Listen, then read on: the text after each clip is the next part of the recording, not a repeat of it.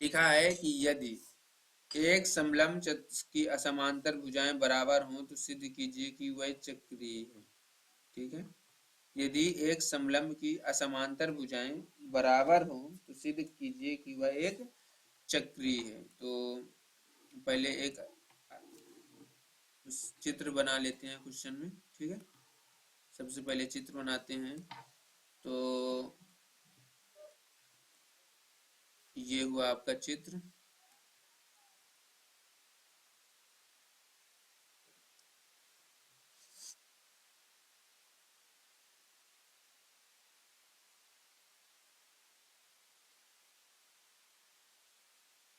ठीक है, जैसे यहाँ हुआ ए से लेके बी और ए से ये डी हुआ। ठीक, और यहाँ से यहाँ तक सी हुआ और यहाँ से यहाँ तक ये ए हुआ। ठीक, यहाँ से यहाँ तक ये ए डी हुआ, यहाँ से यहाँ तक ये ए बी सी हुआ। ठीक, ये हुआ ए, सॉरी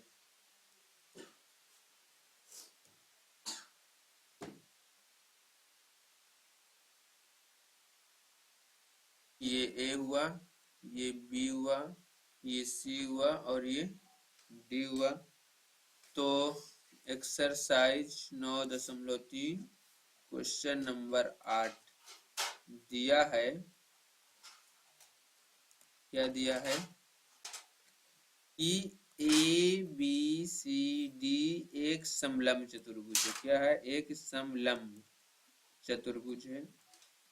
ये क्वेश्चन में दिया है। ठीक है, समलंब समान लंब है, चतुर्भुज है, यानी कि जो ए बी है वो क्या है, सी डी के समानांतर है और ए डी जो है वो बी सी के बराबर। ठीक है, जो ए डी है वो बी सी के बराबर है और ए बी और डी सी क्या है, समानांतर है। तो हमको सिद्ध करना है कि ए बी सी डी एक चक्रीय चतुर्भुज है। तो सिद्ध करना है, सिद्ध करना है कि ए बी सी डी एक चक्रीय चतुर्भुज है। चक्रीय चतुर्भुज है। ठीक, तो हम जानते हैं कि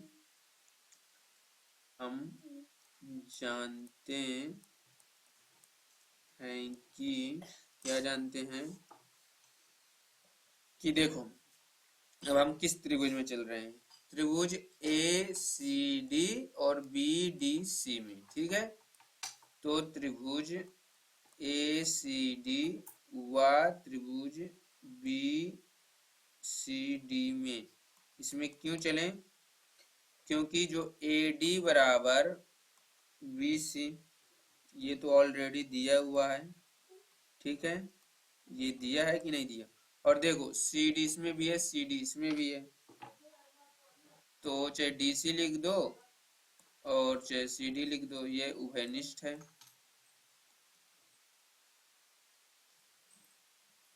और कोण डी ए सी बराबर कोण डी बी सी, तो एक ही वृत्तखंड पर बने कोण आपस में बराबर होते हैं।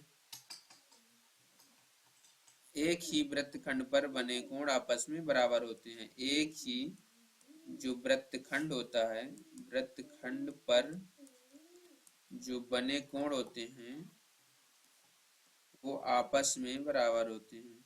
ये सूत्र जब 9.3 के पहले हमने आपको बताया था, होते हैं। तो एक ही वृत्तखंड पर कहाँ बने हैं, देखो ये और ये, और वृत्तखंड केवल एक ही है। ठीक है, तो इस प्रकार जो है त्रिभुज, इस प्रकार जो है ये जो त्रिभुज है, कौन सा, ए सी डी सर्वांगसम है त्रिभुज बी सी डी के। सर्वांगसम हो गया कि नहीं हो गया? हो गया। तो जब ये सर्वांग समता हो गया किससे, तो यस यस ए, यस यस ए आया कि नहीं आया? ये यस है आपका, ये भी यस है और ये ए है। तो यस यस ए सर्वांग समता नियम से, सर्वांग समता नियम से, ठीक है। तो यस यस ये सर्वांग समता नियम से। तो ये देखो, तो कोण जो डी होगा वो कोण सी के बराबर होगा, क्यों होगा, सीपी सी टी, ठीक। यानी कि देखो ये जो कोण डी होगा, ये जो कोण डी होगा वो कोण सी के बराबर होगा। कोण ए कोण बी के तो बराबर है, तो कोण डी जो होगा कोण सी के बराबर होगा। तो जब ए बी और डी सी समानांतर है, यानी कि ए बी और डी सी की जो लंबाई है वो समान तो नहीं है लेकिन दूरी तो समान है।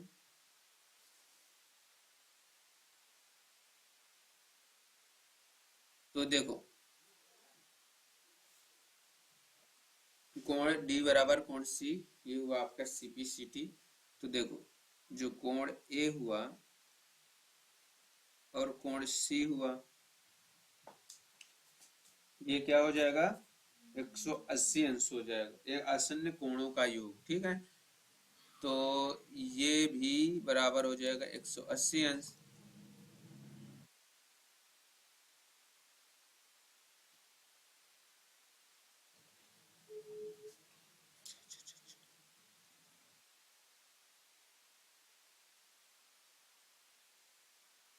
देखो एक ही ओर के अंतः कोणों का योग कितना होता है, 180 अंश होता है।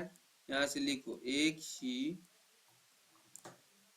ओर के अंतः, एक ही ओर के जो अंतः कोण होते हैं उनका योग कितना होता है, 180 अंश होता है, ठीक है। तो एक ही ओर के अंतः कोण का योग 180 अंश होता है। तो एक ही ओर के अंतः कोण कौन कौन से हुए,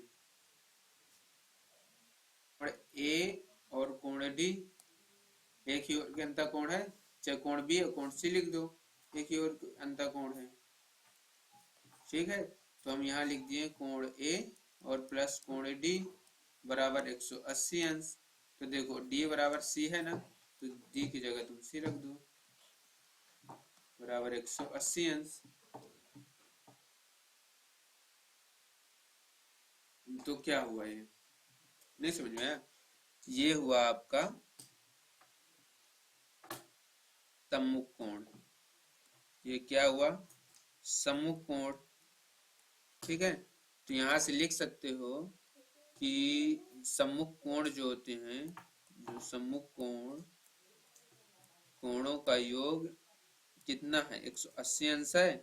तो जब सम्मुख कोणों का योग 180 अंश है, तो अतः ए बी सी डी एक चक्रीय चतुर्भुज है, ए बी सी डी एक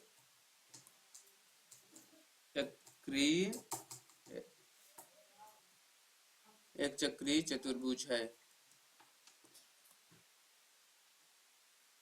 ठीक है। तो इसमें सबसे पहले आपको क्या करना, देखो सबसे पहले एबीसीडी एक समलंब चतुर्भुज है, मतलब कि एक पहले आपको वृत्त बनाना है, ये वृत्त है, ठीक है। फिर एक उसके अंदर एक चतुर्भुज बना देना है, दो विकर्ण खींच देना है, बी डी और ए सी दो विकर्ण खींच देना है। फिर इसमें लिखा हुआ है कि जो ए बी है वो सी डी के समानांतर है और ए बी जो है बी सी के बराबर है। तो हमको सिद्ध करना है कि ए बी सी डी क्या एक चक्रीय चतुर्भुज है, ठीक है। तो त्रिभुज ACD और BCD में चलेंगे, तो AD बराबर BC ये दिया हुआ है और DC बराबर DC ये उभयनिष्ठ है और DAC बराबर DBC, एक ही वृत्तखंड पर जो बने कोण होते हैं वो क्या होते हैं, आपस में बराबर होते हैं। तो एक ही वृत्तखंड पर ये कोण बने हुए हैं, यानी कि कोण A और कोण B जो है एक ही वृत्तखंड पर बने हुए हैं, ठीक है। तो यहाँ से लिखेंगे कि कोण त्रिभुज ACD जो सर्वांग सम होगा त्रिभुज BCD के, तो भुजा भुजा कोण सर्वांग समता नियम से, तो कोण D बराबर कोण C,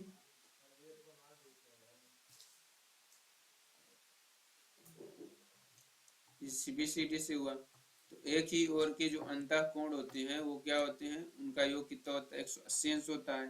तो कोण ए और कोण डी जो है एक ही ओर के अंतः कोण है ना, तो उनका योग 180 अंश हुआ। ए डी की जगह डी बराबर सी है, फिर डी की जगह हम सी रख सकते हैं। ए और सी जो है ये आपस में क्या है, सम्मुख कोण है। अगर सम्मुख कोणों का योग जो है 180 अंश होता है तो ये किसकी विशेषता है, ये समानांतर चतुर्भुज या चक्रीय चतुर्भुज की विशेषता है कि नहीं है। तो अतः ABCD ये चक्रीय चतुर्भुज है।